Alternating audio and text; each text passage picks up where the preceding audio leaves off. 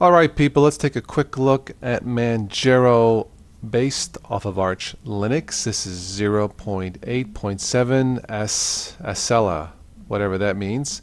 Alright, this is the login screen here. Let's take a quick look and see what we have. Alright, Manjaro or Manjaro, however it is pronounced, tends to be a little bit more towards the user-friendly side of an Arch Linux-based distribution. So, can a beginner figure this one out? Maybe. What is nice, and I've showed you this before with the open box version of Manjaro. Welcome to Manjaro Linux. This is very helpful, very nice. If you are new to this, definitely take a look at this. If not, as I stated before, you will be lost. Alright, so if I was to show this to a beginner, what would that person do? Well, that person would naturally probably maybe right click, maybe try to change the wallpaper, desktop settings, probably, and you have different wallpapers here, menus and icons, looking good so far.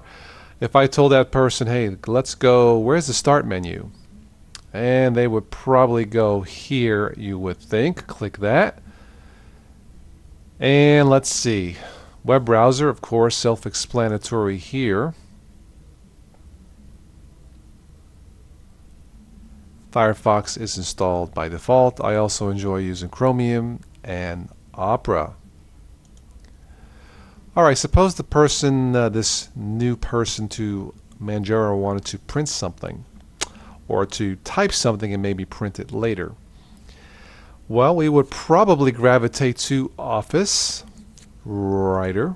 Now the reason why I'm showing you and talking this way is if I was just to dump this on a beginner's lap, could they figure this out? Probably. I would say very good chance of figuring this out. Now the one thing I noticed about at least the OpenBox and the Xfce versions of Manjaro, it doesn't quite have a what I call an automatic installer. There was a step to do where I had to create a root partition. Not overly difficult, but someone who is a beginner would probably be lost. Alright, let's try two more things. How about going into the folders? Well, that person may want to gravitate here, which is understandable. But I would probably, if I was watching this person, I would just say, just click home. Although the person might be able to figure this out, and of course you have your folders here. Alright, let's see. Let's say the person wanted to play music. That person may gravitate to multimedia. What about just typing in music? Okay, good enough. It would bring up Xnoise, music player.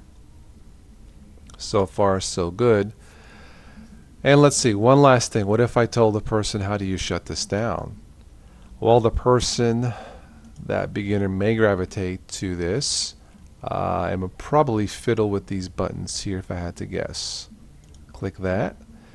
And there are your options to shut it down, restart, log out, or hibernate.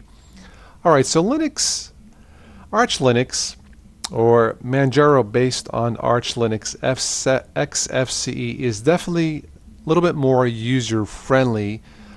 Maybe not totally newbie friendly, not just yet. I would not say beginner friendly yet, although it's getting close. I think having an automatic installer would definitely help. The fact that it brings up a welcome screen is super cool for a beginner, and navigating to this should be very easy if that person is coming from a Windows environment. So overall, I would probably give this a thumbs up if a person wanted to try this coming from a Windows environment.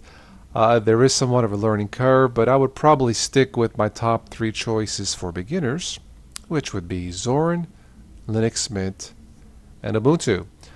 Alright, well that's it for this one. Thank you so much for watching, and as always, I will catch you guys sometime in the future.